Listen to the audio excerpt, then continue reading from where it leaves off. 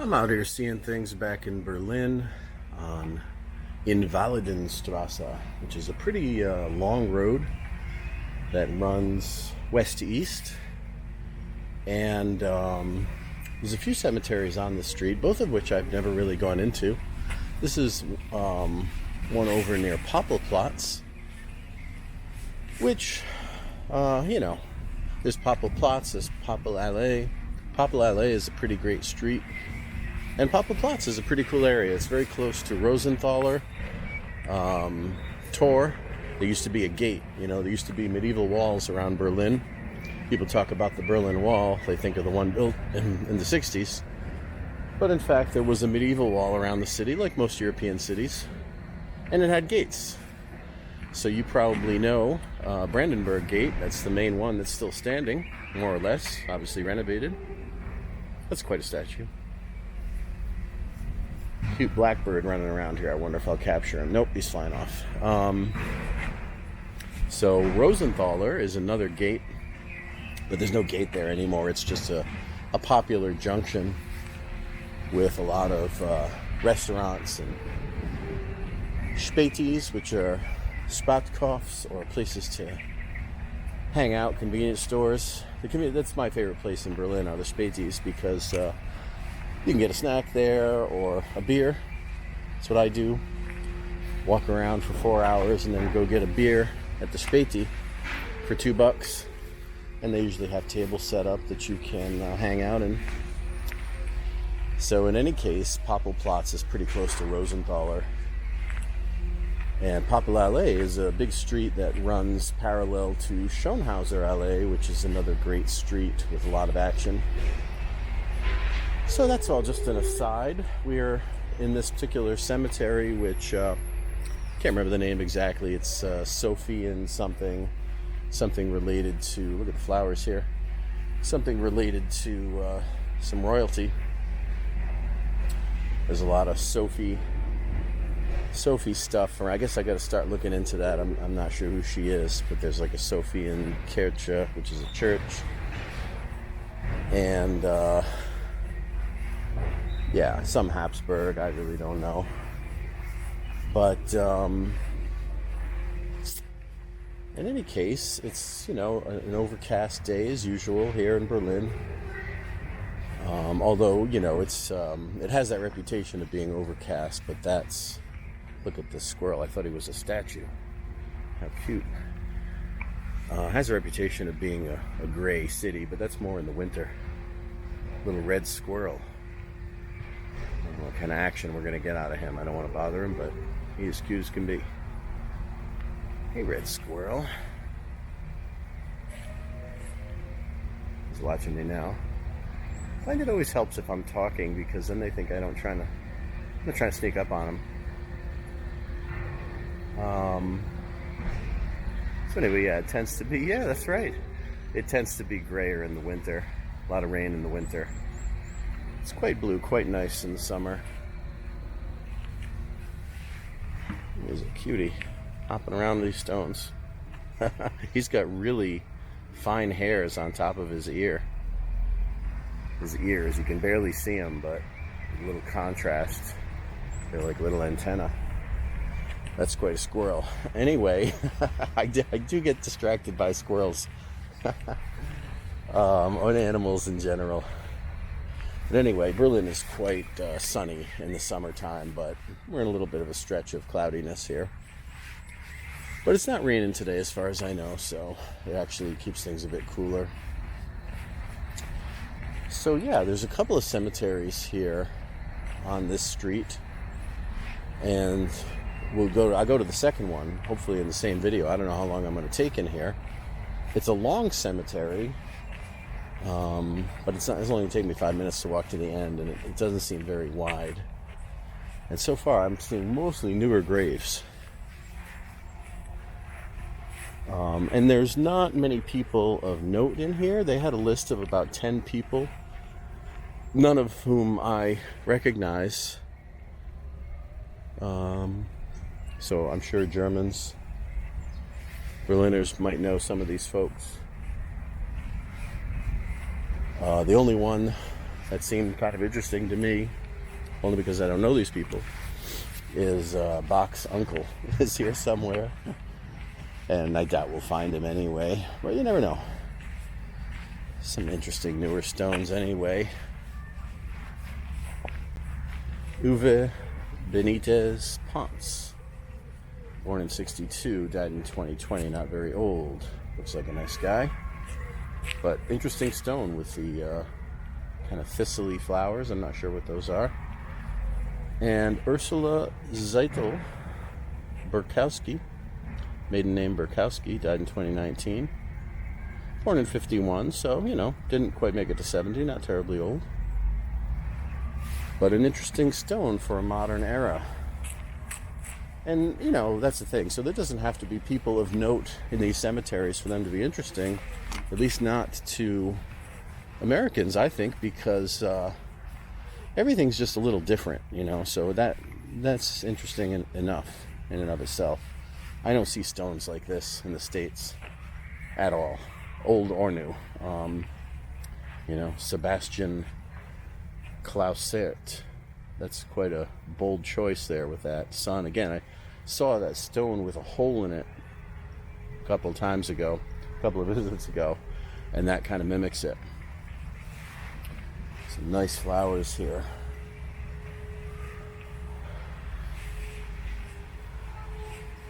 And this is pretty empty right now. I've seen a couple of people walking around, but nothing too exorbitant. Here's a nice relief on this stone over here. Konstantin Stark Bildhauer. Beautiful relief from 1939. Wow. That was a tumultuous time in Berlin for sure. I'm surprised this thing is unscathed. And Anna died in 27, so. Another family tomb here. Zyrau, with a beautiful statue from 1912. Otto Zyrau. I probably, mispronounce names a lot here and there. Here's some older ones. When you see some of these older things, you wonder about damage from the war. I did see some along the wall that look pretty rough. These just look damaged from time. The Kelch family, 1870. And this one almost looks Egyptian, but with brick. It's got these florets, these sort of palm florets on there. Kona family. And this one's a little more neoclassical, which was a big thing here in the 18th century, 19th century. It's got Greek letters on top. It's got columns. This kind of portico. It looks like it was built by the Greeks or the Romans, but again, the brick on the side here betrays it. But that's what makes it neoclassical and not purely classical, like classical antiquity. Walter Kolo, he was someone on the list of notable people.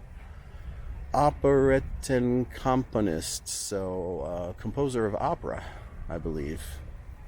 Died in 1940. Certainly one could look him up. I would appreciate it if anybody did and posted a link or a brief mention in the comments. That's great. If I, come across these people that maybe have some kind of known history, you can always look them up. Because I'm certainly not going to know everybody that I run into here. Oh, geez, what do you know? Just stumbled here on Bach's uncle. It even says, Enkel Johann Sebastian Bach, Wilhelm Bach. And it looks like he died in 1845. So there we go. We found Bach's uncle. It's quite a thing to be known for, to have that to the point of having it on your stone that I'm somebody's uncle. Albert Working? Not sure what that first letter is. Yorking? I don't know. but it's got a protractor on there, which looks Masonic, but may not be. And he has the stone here from the city, which I learned is called a grave of honor. That little stone that says something about Berlin. And it's got the city symbol of the bear. But beautiful writing on the bottom of this stone. And again, the compass, which doesn't quite look like a Masonic compass, but could be. Died in 1851, so working, yorking, dorking. Looks more like a Y the more I look at it, so probably yorking. Anyway, that's cool. I'm happy we found Bach's uncle, and now anything else in here is just going to be pure surprise. So mostly this place seems to be in pretty good shape. We've got a few toppled stones here, which I think probably just happened in time. I love this German expressionist font that you see here. Rüstadt H. und M. Hermann.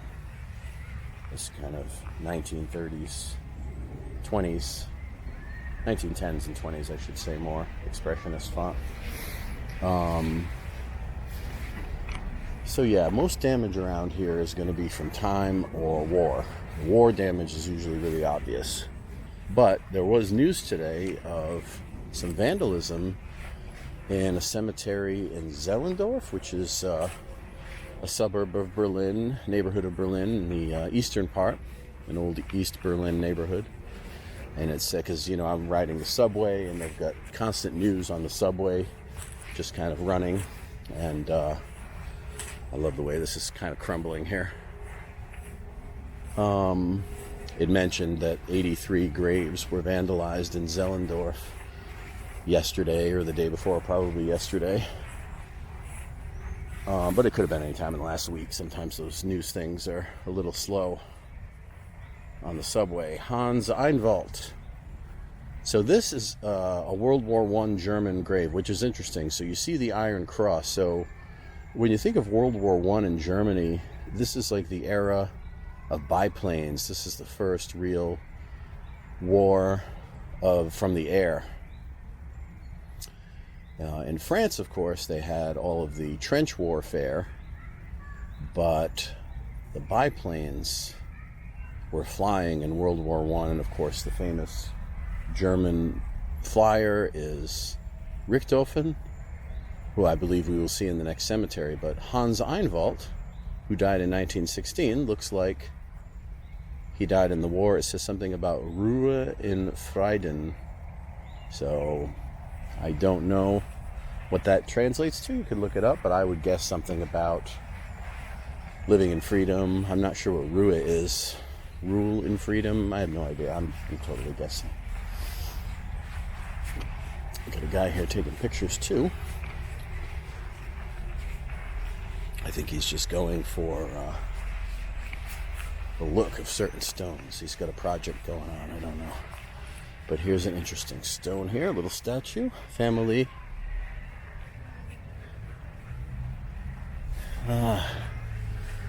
E.S. That's a tough read. I'm seeing E-S-C-H-N-W-E.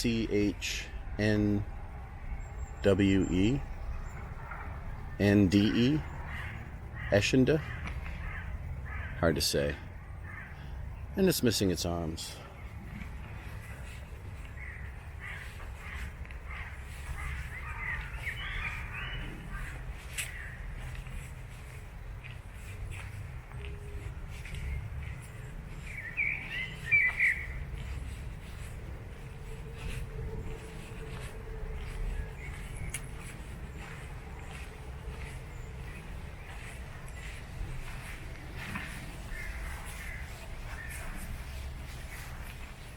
And we have another here, a nice kind of steel.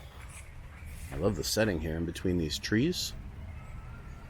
And this copper relief of Johanna Stegen. Helda Machen van Luneburg. No idea, but died in 1842. And we see an iron cross up there as well. No idea what's going on there. The other potential thing you have here are people from the Napoleonic Wars. So that's going to be stuff from the first decade, probably, of the 1800s, the 1810.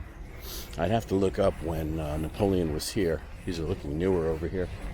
But there's a park called Victoria Park, which has a big memorial to the soldiers and possibly the people. I think it's more soldiers of the Napoleonic Wars, people who defended Germany when Napoleon invaded.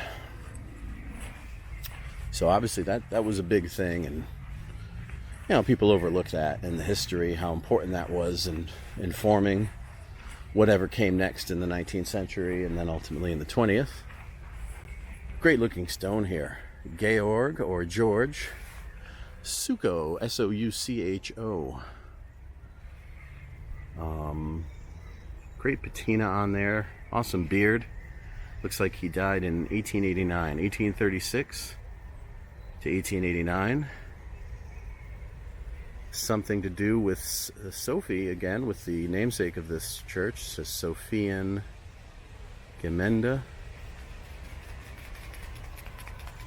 Prediger on Sophien. Not sure, it might have been her teacher. Don't know. This is going to take some research. Got to find out who Sophie is. Got to find out who that guy is. Got to put it together. This is like piecing a puzzle together here.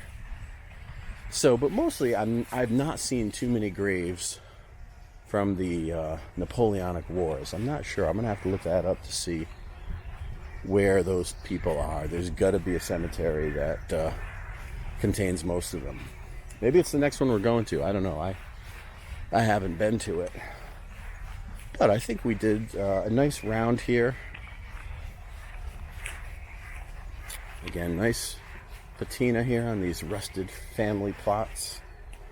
Just love these gates for the Kraus family in this case. There's stuff going on here. There's iron crosses. There's people dying in 44. These, I don't want to say these are Nazis, but because they could be victims of Nazis. We don't know. It's my ignorance on these on the language and exactly what's going on here is not helping. But it's always possible that I'm going to encounter that unwittingly. Especially anybody that's buried between 39 and 44. Once you get to 45, kind of, it's possible there too, but by 45, Berlin is getting hammered. And so there can be a lot more civilian graves from that time period.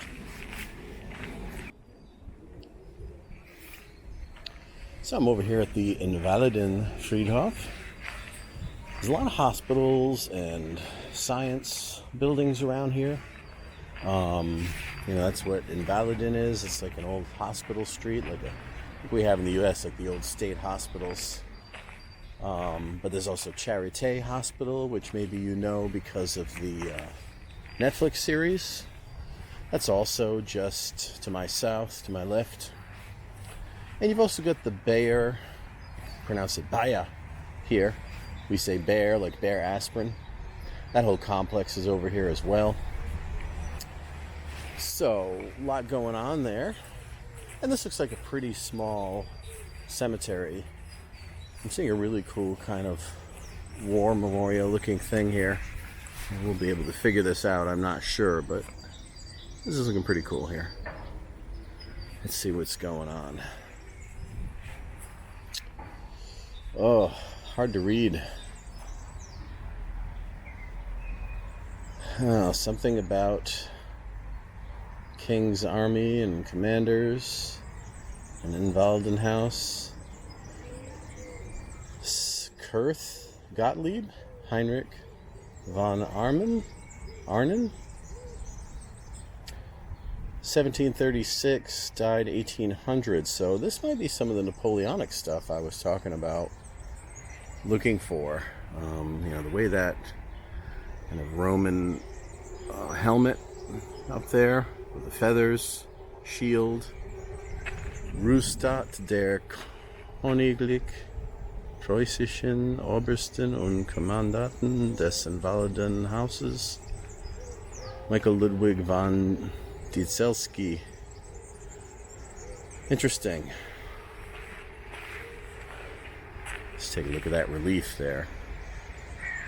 So yeah, this is going to take some research. Here we've got some kinds of capstones that are looking kind of worn, pretty tough to read now. Too much lichen on here. And this is a very, very interesting, colorful cross here from 1936. Oscar von Kosielski, Ponaschau. But I'm just looking at this crest here.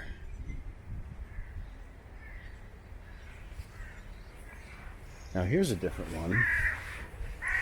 Look at these green ones again with these kind of Roman helmets. Otto Karl Loring, Georg Dubislav Ludwig von Perch, 1765. So this is predating Napoleon. This could be anything. I'm really not sure what kinds of wars were happening then, but it could be 30 Years' War or that kind of stuff. I really don't know. One would have to look into it. Some Prussian stuff. Friedrich Bogislav Emanuel Graf Tauentzien von Wittenberg. Oof, that's a mouthful. 1824. General of the Infantry. The King's Preußischer. Huh. So, already some interesting older graves here. Certainly from time periods I had not seen yet. Heinrich von Brandt, 1898, 1882.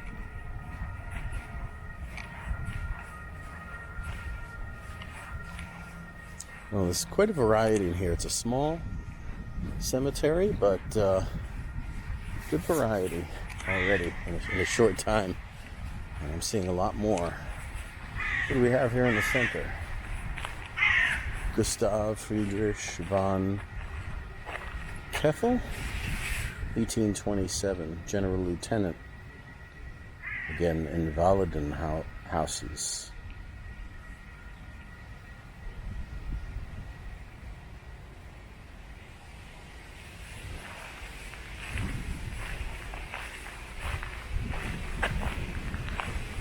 Lothar von Arnauld de la Pierre, 1941.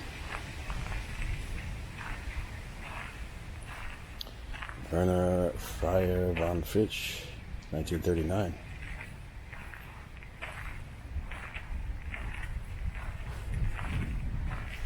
This is a Rauch, R-A-U-C-H, Rauch family section. I wonder if that's the sculptor. Probably not, because there's no sculpture here. But those are 19th century.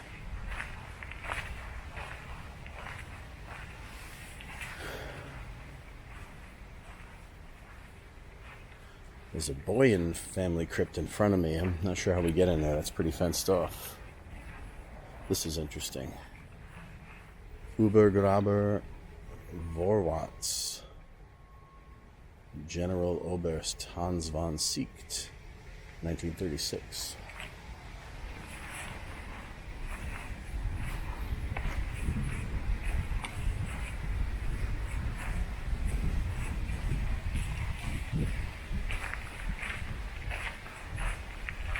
Got a bunch of Germans shadowing me here, so I'm not saying too much. But in any case, I wanted to come check this out.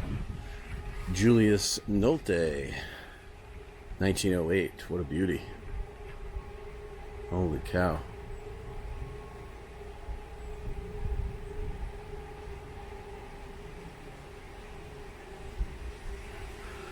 So yeah, I don't know what was going on with those graves there, but they're all kind of Third Reich related. I'm not sure what's going on. They could be resistance, could be state, we don't know. And when I start seeing these iron crosses, again, this is World War I here that I'm looking at. It's Ludwig von Staudy.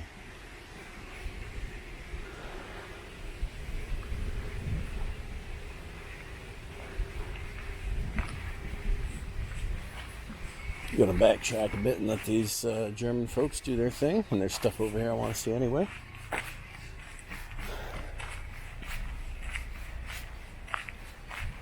Albert Kalf, 1916. Again, World War I. The Eagle looks like he's a flyer. Look at that propeller. So this is a kind of a biplane pilot from World War I. We see the Iron Cross right on the stone.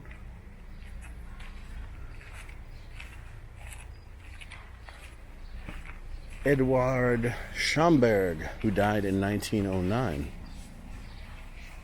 Look at that beautiful copper patina.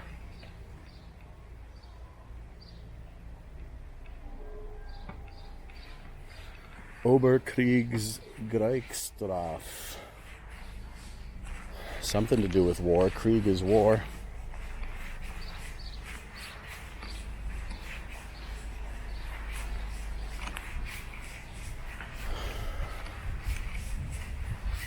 There's a bronze, beautiful bronze statue on this one. Schwarzkopf, Julius von Gross, Germany, no, sorry, Genannt von Schwarzkopf, General-in-Chief, Ostasian. Not sure where that is, but that's quite a statue. I think the arm is missing intentionally. This is a, oh, maybe it's not missing intentionally. This is a St. George statue. I was so busy looking at the name, I wasn't seeing this gorgeous statue. There's an even better one in the old section of downtown Berlin. I always say downtown, and they call it Mitte. There's a magnificent St. George statue. This is a St. George slaying the dragon, and he's missing his arm and his spear, so I would say that is not intentional. It's not like it's the Venus de Milo or anything.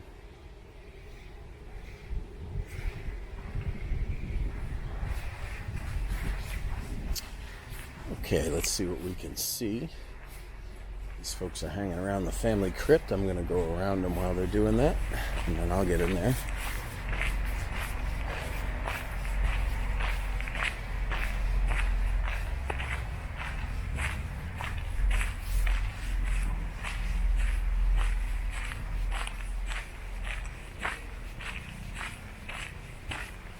But I gotta say, already from a distance, it's looking Napoleonic. Alright, let's see where they're going.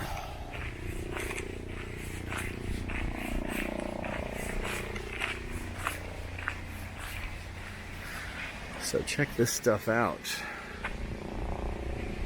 We've got the sleeping lion.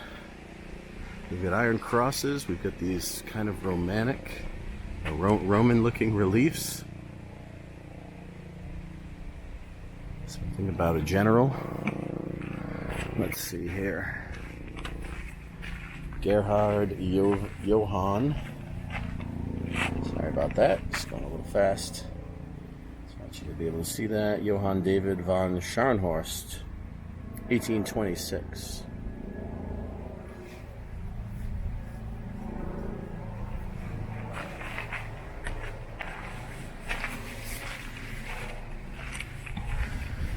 Jakob Wilhelm.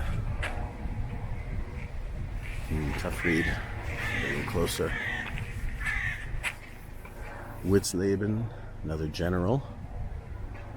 It's 1837.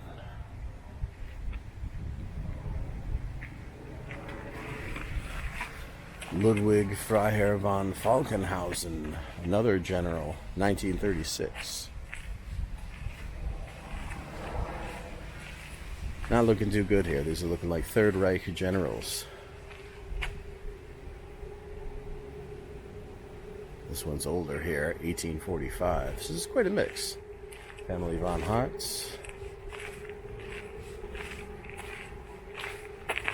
Franz Hildebrand. Curious what this one is here. Hans Karl von Winterfeld, General Lieutenant. This is quite a sculpture here.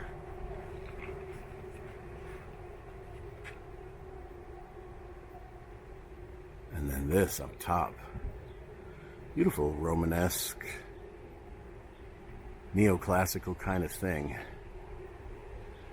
Fine detail on the chest plate of this winged figure. Very subtle. That's something else. There was another one over here.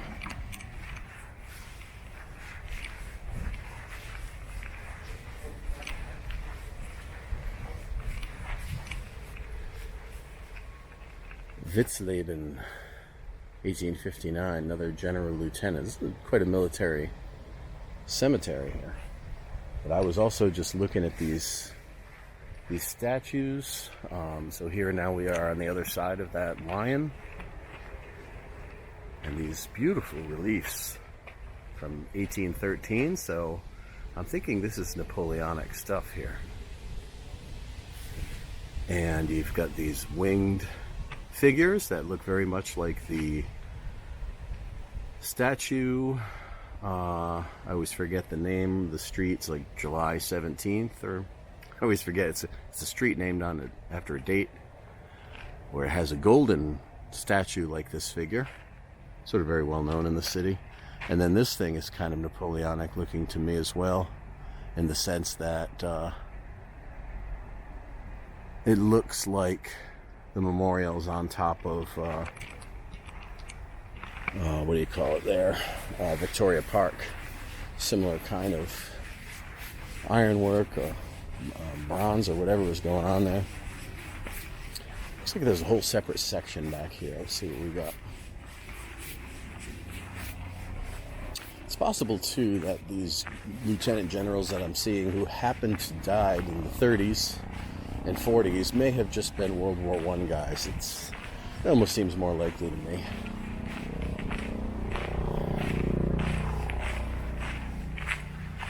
Because they don't have too many memorials to World War II Third Reich people. Otherwise they become centers. They become congregation points. So here's the main thing I came here for that I knew was here. Richthofen. So that's the Red Baron. But he's not here. This is not his grave. This is just a memorial. And let's just see what it says on the other side. He's buried in some small town. Manfred von Richthofen, 1892 to 1918. It even says the Red Baron. And something about this being erected in 1975. Wiesbaden. So he's buried in Wiesbaden. I don't know if I'll ever get there. I do actually have a tentative plan to go there, but I haven't bought in yet. I haven't committed. And I want to say, I thought Willy Brandt was here, but maybe not. Who was the old mayor of Berlin.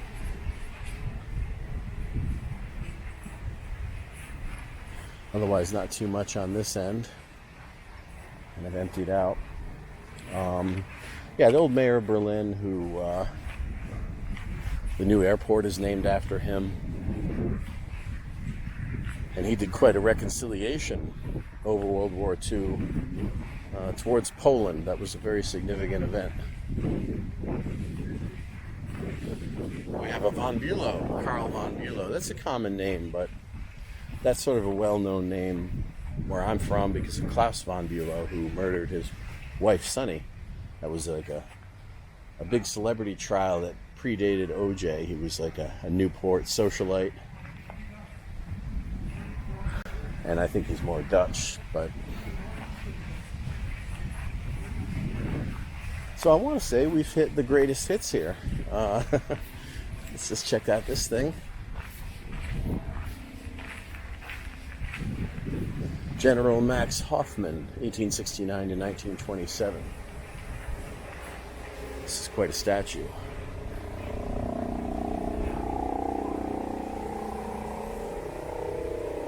I mean, these are just like works of public art. They're incredible. And there's a kind of a bell tower hanging here. Maybe there used to be a church, but I know this is a kind of a significant item.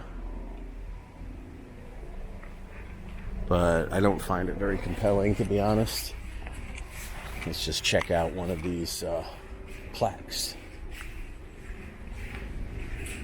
August Victoria Glocke, the bell. So it's a preserved bell from a church, but the church is gone, so must have been a church here.